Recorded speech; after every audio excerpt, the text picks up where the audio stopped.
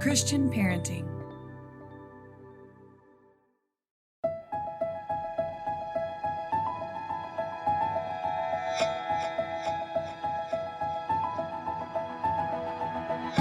Welcome to the Living Wholehearted podcast. We are Jeff and Terra Matson, a husband and wife team who is shrinking the integrity gap in our own lives and helping others do the same. I'm a leadership and organizational development coach, and Terra is a licensed marriage and family therapist. We believe that if you have a following, you are a leader, and how you lead matters. Whether you are leading in the home, work, or community, we are bringing you biblical, clinical, and relational wisdom to help you in every relationship that matters most to you. None of us do this perfectly, but we are leaning into the reality of our humanity and profound wisdom of grace.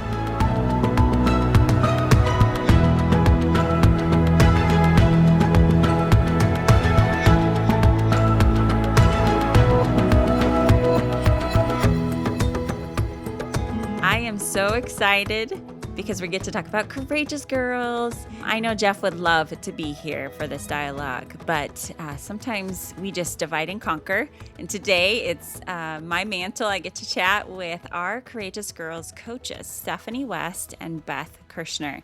Now, if you haven't been around for a while, I just want you to maybe get to know them a little bit. If you've heard some of the other interviews we have with them, they're fantastic. They share more of their stories and their piece. You can go to our website at mycourageousgirls.com and learn more about them as well. But Steph, just share briefly a little bit about who you are for our audience who's never met you. Hi, I'm Stephanie, and I am married to Nick, my husband. We've been married 17 years, and I have 3 kiddos, Gabby, who's 12, Livy, who's 9, and Noah, who is 5. And I am in 2 Courageous Girls groups, and I have been blessed beyond measure. And I'm really excited to be here today to talk about Courageous Girls. One thing that Stephanie wouldn't tell you, but she actually has a master's degree in counseling and is a coach, has a certification in coaching women, and is just passionate about the marginalized and helping bridge the gap between all the diverse parts of the body. An immense knowledge and a passion. So we love that part of who she is and how she integrates that in her leadership. Beth, how about you? Hi, I'm Beth, and I'm married to Jeff. We've been married for, we just hit 19 years, and we live on a little homestead here in Oregon, outside of Portland. And I have 3 children as well. Claire is in a Courageous Girls group in one of the original groups with Terra's oldest daughter. And then I have, and they're going into 8th grade. Then I have a son, Sam, who is almost 12. And my daughter, Ruthie, is almost 9. And I am a leader for her little Courageous Girls group. So Beth is the famous chicken farmer that I reference in Courageous, and we have talked about how God uses poop and manure and turns it into fertilizer in our lives, and I've learned a lot from Beth, but she also is an audiologist. Is that even how you say it, Beth? Yes, that's correct. That is so fun, just the vast variety of skills and expertise that she brings to the table. But even more than that, she's just been a dear friend that's walked with me every step of the way and has watched Courageous Girls grow up as one of the original moms in our first group. So if you don't even know what the heck I'm talking about, what is Courageous Girls? We started, Jeff and I, a group that really was geared towards our own daughters. As a clinician walking alongside so many moms, daughters, husbands, I just was seeing these patterns and these symptoms that I honestly was scared. And as a parent, I was like, how do I conquer these? Now, I know realistically you can't conquer them. But what I learned through the process of God's word and in just knowing as a clinician, when you are not alone in the process, you can make it through everything. And when you are able to walk in consistent, open dialogue and to continually have grace in the process, it's pretty amazing how we can grow and how resilient. And no matter what happens, we can really make it. God has made us pretty resilient. And so when my girls were little, I prayerfully considered what other moms and daughters could we walk alongside. And I'd be willing to write some curriculum and let's just talk about the issues that our girls need to face in this really harsh world. So that's what we do. We now have curriculum from second grade all the way through high school, and there are groups that are meeting all over the globe right now. And if you're listening and you've never heard about this, check it out. It's pretty phenomenal. The curriculum's free, and it is biblical, clinical, and relational wisdom really woven together right where our daughters are. So before I have Beth and Steph share more, I have a little more to say. Surprise, surprise. I just want to tell you who a courageous girl is.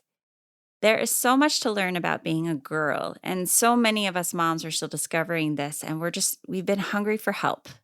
And we just want to help moms discover their own courage as they are raising their daughters, and that they would know and that their daughters would know that they're loved. Every one of us daughters, we are a daughter of the King, and so often we get sidetracked by all the other voices in our culture, and there are a lot of voices. And so part of the consistency and the slow and steady drip of courageous girls, reminding our daughters, reminding ourselves of who God is and who he says we are. And over time, this DNA starts to develop in these girls and in us. So we've used the acronym of Courageous Girls. So Courageous C is she's confident in who God made her to be. The O is she's open to those who are different than her. U is she understands and actually applies God's word to her life. The R is she's able to risk because her faith is in a big, big God. She really trusts this big, big God. A is she's asks for help willingly, both in prayer and in her community. She's not afraid to ask for help. And G is that she's generous with her time and resources. She understands that God has gifted her with talents and gifts and wiring to be used for his greater kingdom. E is she's empathetic and she loves well. And that is a learned thing. It isn't something we're born with. O is she's obedient to God. And that can be a bad word to many people, but actually obedient to God means that we know he loves us. It's a response to love. U is unique from the world around her. She's going to look different. And people notice that about our courageous girls, right, ladies? Mm-hmm. They notice it, that she's going to look different because she's making different choices and she's discerning different things and she's wise. S is she's a servant heart, meaning she sees more than just herself in the world around her. G, she's a good friend. Again, takes practice over and over, even when it's hard. I, she initiates with integrity. R, real and honest with God and others. And L, she lives and leads with whole heart. I know that sounds overwhelming and like, wow, Terra, you have really high expectations. But I have to tell you that this is all undergirded with grace and trusting a God who has so much planned for his daughters. And I just think we limit who our God is and who he says we are. And so part of this journey is discovering that. Okay, I feel like I talked enough. I'm going to hand the mic over a little bit to Beth and Steph. Steph, would you just share a little bit about how Courageous Girls has been informing who you are and your daughters, and especially during a time like now in the middle of this pandemic and all the unrest around us? Yes, there's so much unrest. I think one of the big things that we have really leaned into from one of our takeaways from being part of Courageous Girls is building resiliency. We are really exercising that muscle right now in having to alter plans and life and just strip everything down and slow down. I really value my girls learning that life isn't easy. There's hard and there's good. And in fact, Catherine Wolfe, who is the author of Suffer Strong, she uses that word, good, hard, and I love it. I heard her speak at the Courageous Gathering recently, and I am going to use that word. She made that word, and I'm going to use that word because it is so true. It is so true. There is so much good right now, and there's so much beauty. There's this simplicity. There are people coming together and seeing and attuning into the world, but there's hard right now too. So I'm really practicing helping my girls learn to be resilient, to follow through, to be able to lean into when things feel uncomfortable and difficult. There's a lot of suffering, just even within our own family right now. They see their aunt just walking a really hard journey. My sister, she has leukemia, and she just is getting through her second remission. And so they see this good, hard right in front of them, that there's so much beauty. We celebrate her, but we also have seen the hard journey she's been in. And I know that her story is not at all unique. Each one of us have a story that we are walking, or we have a friend or a family member that is experiencing different forms of suffering or different forms of hard. And so again, a takeaway that we have been blessed with and have gained skill and knowledge in it through our involvement of Courageous Girls is the resiliency piece. So good. Thank you.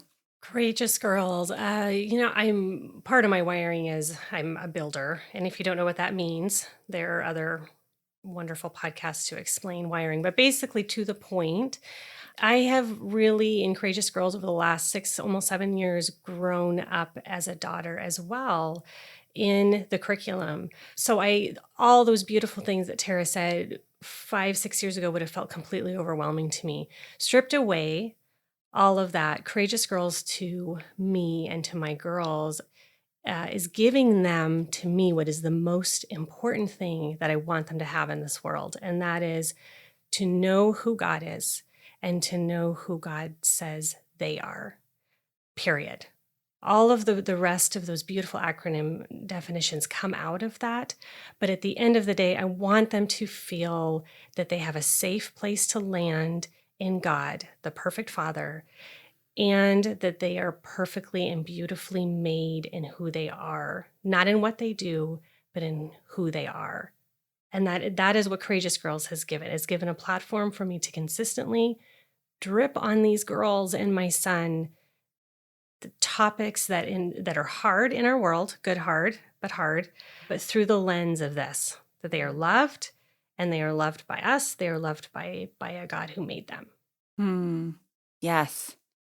And I think one of the DNAs of Courageous Girls that makes it a little more unique is, as a therapist, I am coming from a bias. I've just learned, I've been in full-time ministry. I have led lots of different types of organizations. And as a therapist, I have seen more change and transformation and through the slow and steady, consistent processing and of safe relationship. That is something that the context of therapy provides.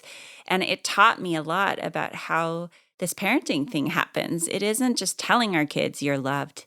They need constant, consistent, and safety. And so Courageous Girls is that. And that's why it's slow and steady and sometimes too slow for a lot of us. But honestly, that's where the good stuff really happens. I'm sure as a farmer, we can bounce off into all kinds of analogies there.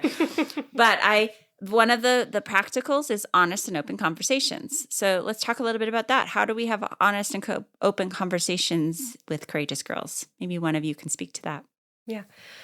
We have to, as a leader or as a member of Courageous Girls, we have to come as we are. And that is really hard as a woman. We don't want to come as we are. We want to come as the way we want you to think we should come or, whatever. We have to, first we have to spend time with God, and he has to remind us who we are, right? And then as some of that starts getting stripped away, either from weariness or from just giving it away, we can start moving into who we really are. And bringing that and being okay with it, and building our relationships based on that. And then as women are giving that to us, grace. I mean, just sitting in grace and just starting to shift the way we see. And that's one of the ways this has been such a beautiful dripping over the years is every month we have to come together because we've committed. And there are many days when we come together and we're tired. I have a migraine, or, there's things on your mind, or you're busy but you've made a commitment. So you come, and the more you come, the more often you come, the more the mask comes down, the more the false comes down, the more we come in sweats, the more we come in less makeup, the more we come in being okay if someone cries. If it's us or someone else, it's okay. It's actually great. And celebrating the rawness of who we are. But that takes time. We didn't all show up at our first meeting in our sweats with no makeup and crying, right? I mean, and I'm not saying we cry at all our Courageous Girl stuff, but there's room for that. There's room for more vulnerability, but that takes time. it just takes time. And when you're standing at the front of it, it's like someone gives you a teenager to raise. It's very different than someone giving you a newborn to raise or a 2-year-old to raise. We work up to it slowly in different ways. And so good. It's so good. The part that you're talking about of like it's a slow and steady drip and our masks are coming down, and what I intentionally and just unintentionally have experienced is just how our daughters are watching this process too, as moms are having more discovery. And that's the beautiful part of how God uses it. And our girls, here's something, a phenomenon that happens in a lot of Christian homes. And I sadly have sat on the far side with the adult who's looking back. Kids often don't see the real part of their parents. All they see is what others say about them or how they look at church.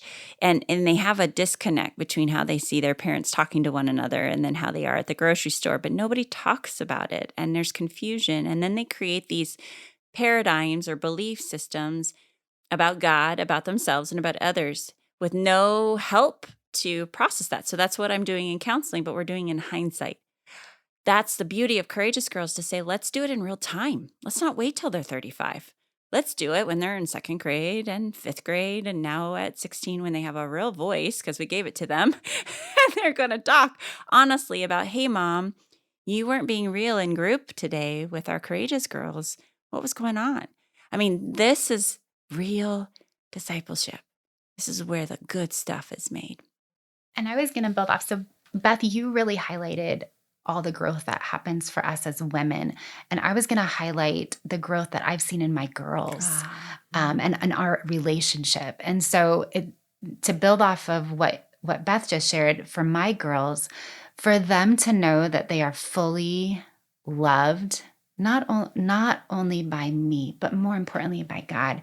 And through that confidence, I see them this outpouring in their friendships and learning how to do friendship in a new way. I wish I would have learned this.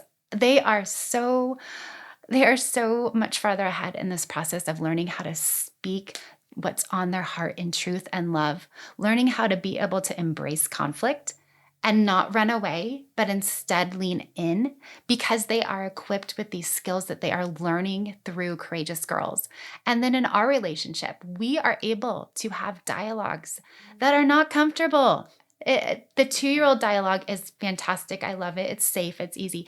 But as we are having harder and harder conversations, there is a new trust. There is a renewed comfort. There is a renewed normalcy in our conversation topics. And there's a desire for them to engage with me and their dad in such beautiful ways that I don't know if we would have had we not had this umbrella over us. I am so thankful for the growth that I have had as a woman and as a mom, but I am loving seeing the fruit in my girls and the relationship that we are able to have too, and just the ripple effect in our family. My husband just cannot speak highly enough of the involvement in Courageous Girls. I mean, he wishes that there was a Brave Boys or something for our son for him to be involved with.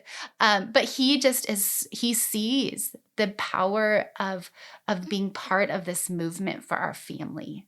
So it's been a huge blessing. So much there. Well, let me speak to the boy piece. That is the most common question that Jeff and I get is, when are you writing the boys' curriculum? And I will just say there is some fantastic curriculum. It's not familiar or similar to Courageous Girls model. And the reason is because they're boys and boys need something different. However, right now, that isn't what God's asking us to do. So we have to really be obedient to step into this girl thing.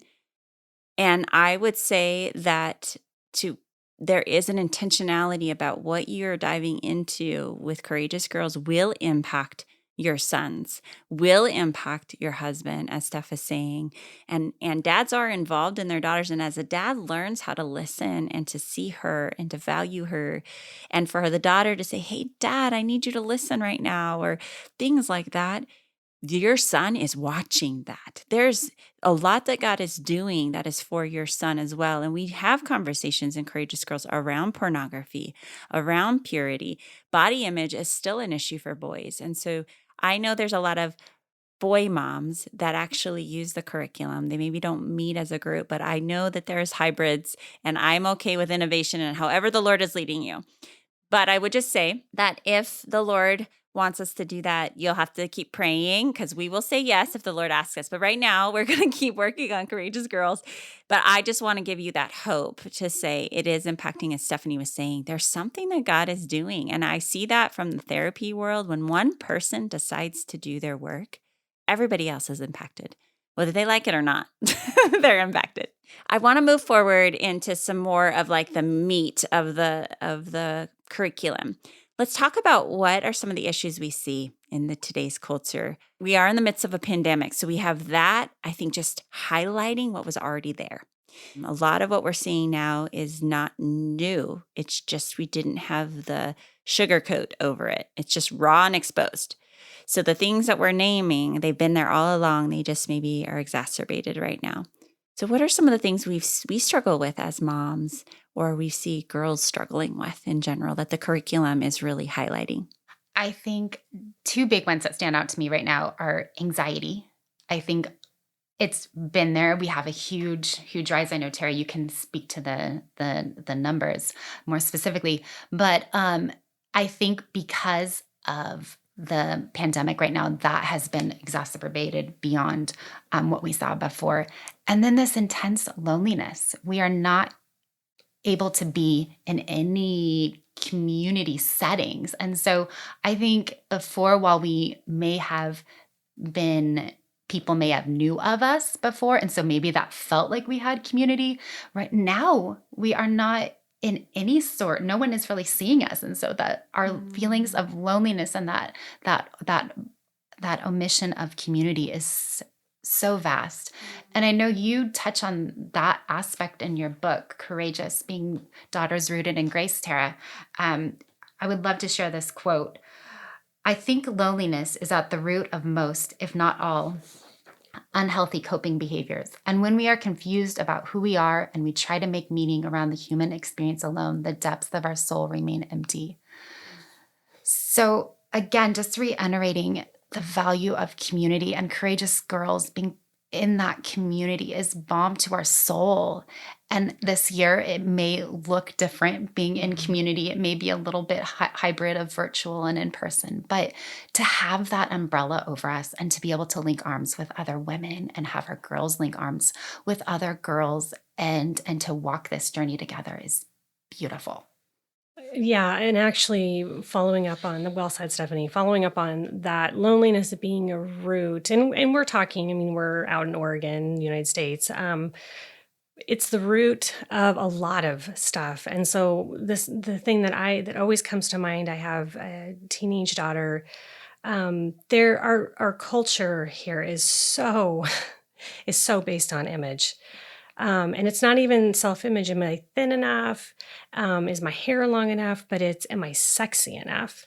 And this curriculum really speaks to what are our girls seeing? And they're seeing that their bodies that were created for something very beautiful, and one of the most important relationships that they will have on the earth is being exploited all over the place, everywhere they turn.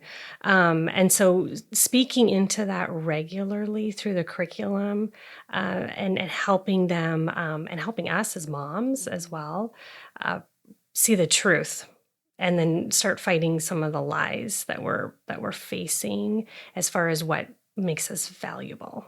So good. There are so many things that we cover. And I think moms will say, okay, do you cover social media? Yes. Do you cover friendships? Yes.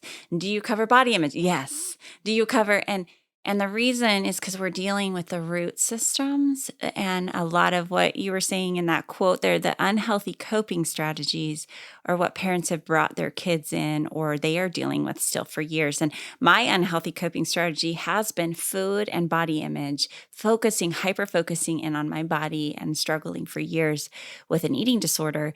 And then post the eating disorder, just consumed by all of the stuff you're talking about, but that's sexy.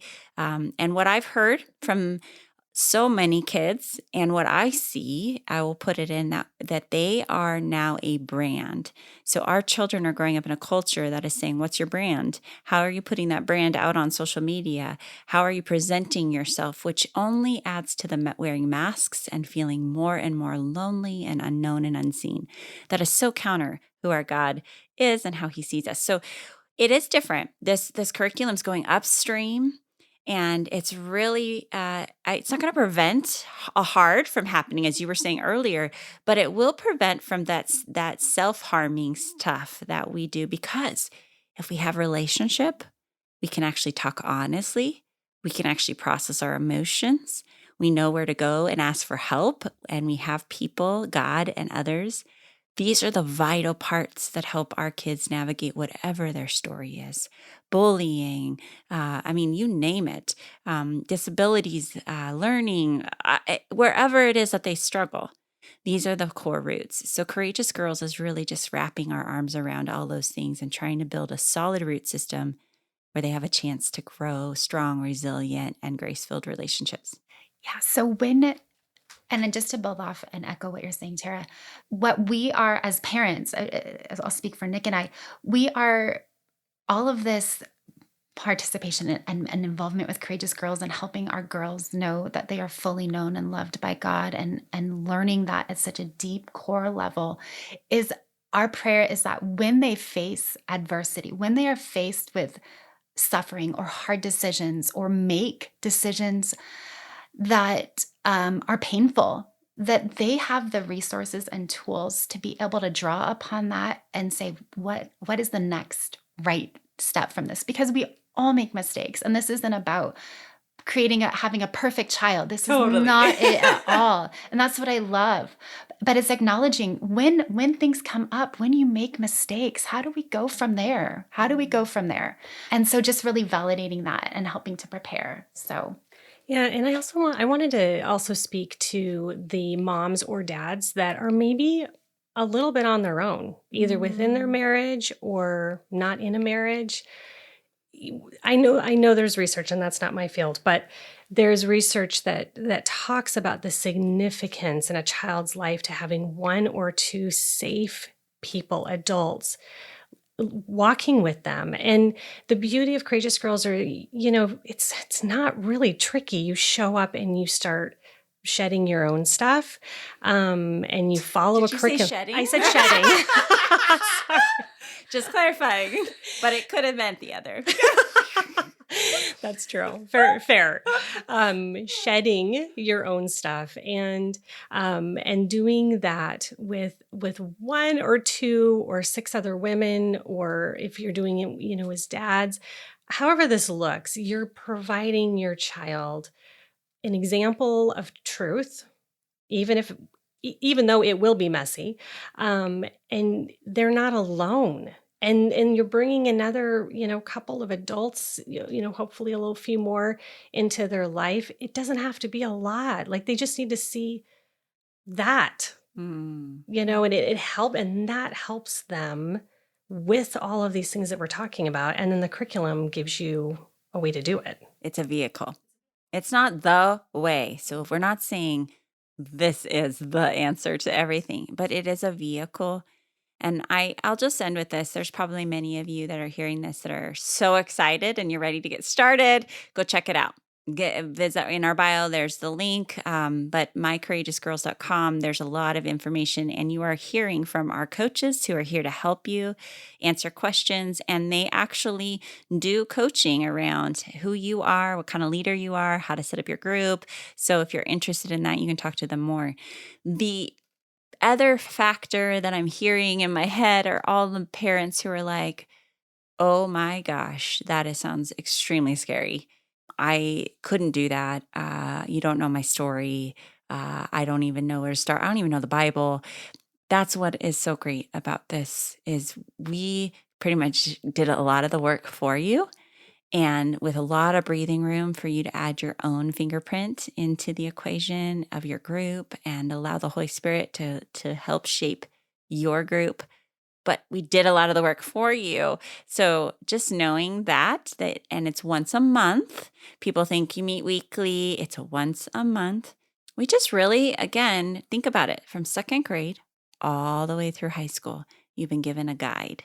We're just a guide, and we're getting you up that. If we were to go for a hike, we're your guide, and we're going at your own pace, and we know what it looks like at the top, and we're like, we're not there yet. Keep going, keep going. But you don't have to think about what the trail looks like. You just get to walk, and you get to pace it at your own pace, and with the pace of those in your family and in your group. So I just want to lower the bar.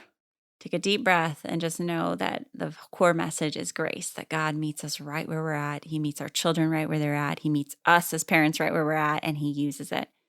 And if you don't know the Bible, we help you integrate that. If you have no clue where your daughter should be developmentally at 9 years old, at 12 years old, we help you with that. If you have no clue because you didn't have any parents who modeled healthy, or maybe they tried and did their best, but you still don't want to do it their way, we're giving you some insights to say from a clinical worldview and from trauma-informed research, here's some of the things that you want to be talking to your kid about before it's already being shoved down their throat from the cultural stance. And we work on, again, body awareness, being able to use their voice, being able to have boundaries and say no, to be able to recognize their own emotions. It's just so much. So I'm a little bit passionate because I am one of the co-founders. So, hey, but before we close, Beth and Steph, would you just give one last just principle or a word of encouragement to those that are listening who are parents out there or who want to be parents and are just feeling overwhelmed in the world right now? I would just encourage anyone that is thinking about leading or co-leading a group or desiring to be a group member, lean into that, pray about that. Know that you can go to mycourageousgirls.com, hit the tools bar, and under that, there's a whole section on getting started, and it will help give you some of the framework to take that next step. But know that Beth and I are here to also lean into. You can email us at info@mycourageousgirls.com. We would love to answer any questions and dialogue with you and help link arms and pray with you, encourage you, especially now more than ever, being part of a community where we can love our girls in such a renewed way and walk alongside them and walk alongside other women is just such a gift. It is such a gift. So I just want to leave you with that. I would say relationships can hurt us, but Terra I've learned from her that in relationships we heal, but that requires us to be in relationship, right?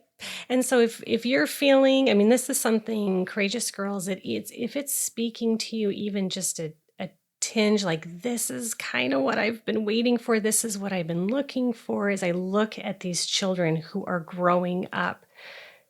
Listen to that. Listen to that.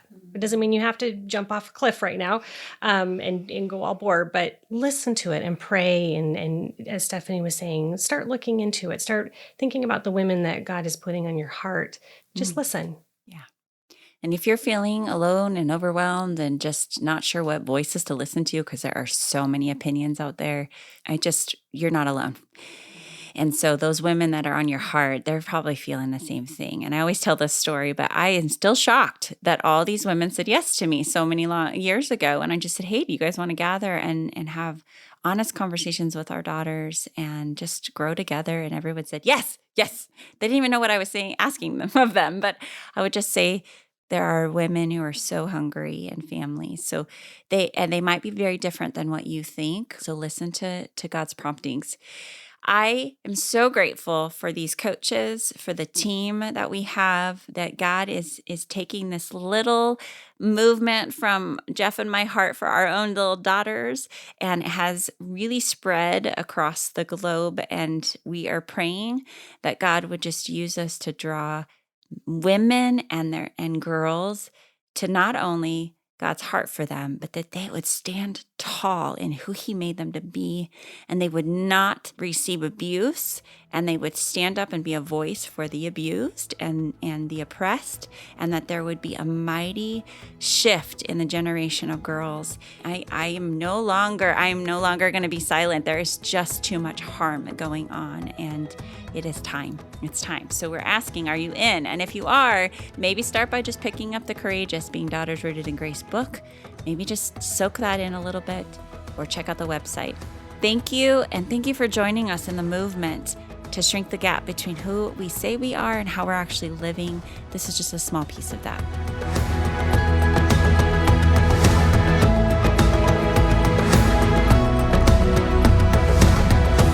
This podcast is powered by Living Wholehearted, Courageous Girls, and the Christian Parenting Podcast Network. Thank you for joining us in this critical movement of shrinking our integrity gaps between what we preach and live.